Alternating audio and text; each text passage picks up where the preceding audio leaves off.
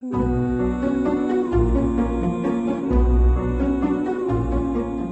all of a sudden this woman's voice was like, "Did she see you?"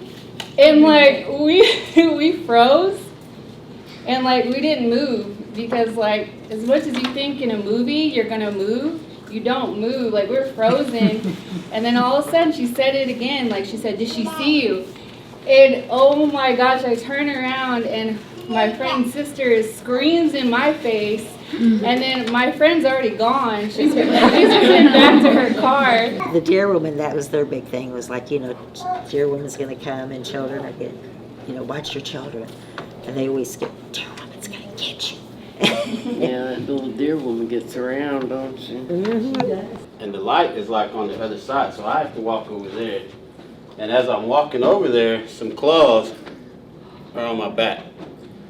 Now, I don't know if I was talking in tongues, I don't know what I was saying, but I mean, it was just on both sides. And I was like, I was freaking out. I was looking and I said, "Oh, look, I thought to myself, oh, there's an owl on the side of the road just sitting there." And as I got closer, he went and waved at me. And I was like, "Oh my gosh," I said, "Did you see that?" And my mom was like, "What?" I said, "That owl just waved at me." And I said, "Did you hear that drum?" He said, "I heard it after you told me. Listen, there's a drum." He said, "We all heard the drum." He said, "We didn't see the fire. We didn't see the people dancing, but we heard the drum." And that's why they got scared. These brave guys that were walking me to the house got scared. During the powwow, you have to go in at a certain time because they called it some, like a Bigfoot, like you're talking about with claws, big creature that would come through and it'll get you if you're not in your camp but they say they can hear him running around and hollering. They said right when the fires go out, they said you don't want to be out there. They said even the guys go inside, nobody goes out. And she said that he always told her, "Don't play outside after dark. Don't go outside." And she said she ignored him one night and was out there playing basketball outside the house, and there was a little light outside the house shining down on the basketball goal. And the house was up on a hill. She said she was out there by herself just shooting hoops, and the ball rebounded and it started going down the side of the hill, and it was dark. The light didn't shine down there, so she took off going after it, and then the ball stopped, and then the ball came back at her. She was the only one outside. She said she went inside after that, never went back out. And you hear the scratching on the door. I mean, really deep, and you hear this boom, boom, boom, boom, boom, and scratching on the door. Scratching, it's like they moved really fast to the next door, ran over there and was booming over there and scratching the door. And so Lucy was praying. We didn't go to sleep that night. It was drizzling outside, and I'd tried to burn some trash in the burn barrel. Too damp. It wasn't rainy, but it was damp. So it's after dinner. I fixed us something to eat, and I'm cleaned up the kitchen. I'm just sitting at the kitchen table doing I don't know what, and out of the corner of my eye, out the window, that trash is burning, tall, big flames.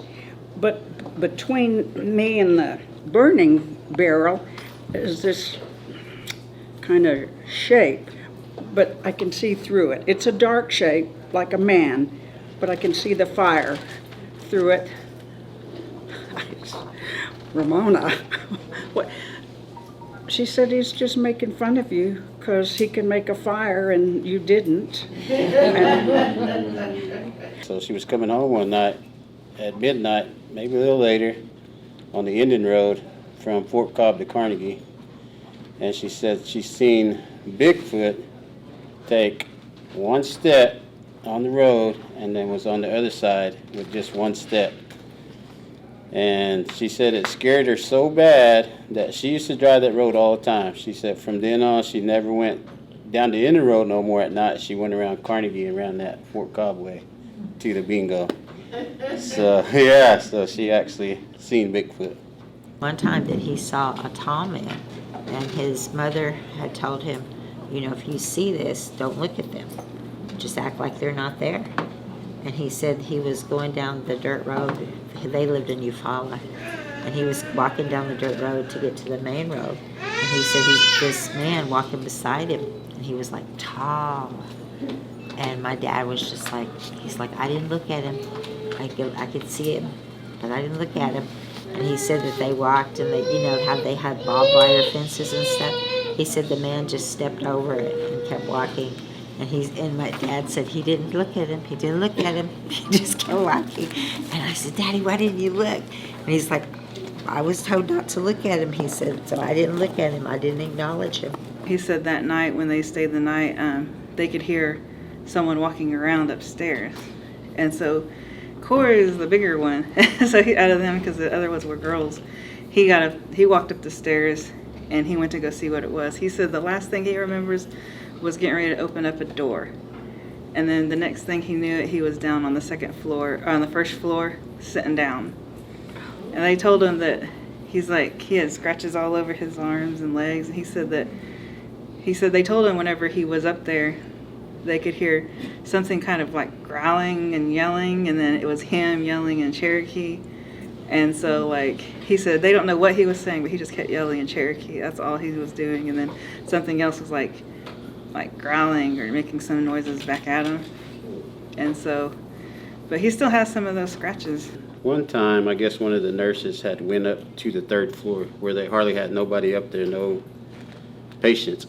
But she said as she got up there and got off the elevator, she said she turned to walk, and when she did, she seen a long tail go around that corner like that. And she said she turned around, got on the elevator, went back down, never went back up there, quit her job. Yeah. My dad, when he would ride, he had like a long black riding jacket, which kind of looks like a trench coat, but a riding coat, and a black cowboy hat, and he had a black horse. And so he was coming up off the county road and decided to cut through the cemetery. Well, there's some teenagers in there messing around. And here comes my dad riding up out of the woods, you know, all dressed in black, on a black horse, on a full moon, and just scared the daylights out of these kids. So he was the spooky one. I would have been scared too if I'd have seen him. At least he had a head. He wasn't like the headless horseman. But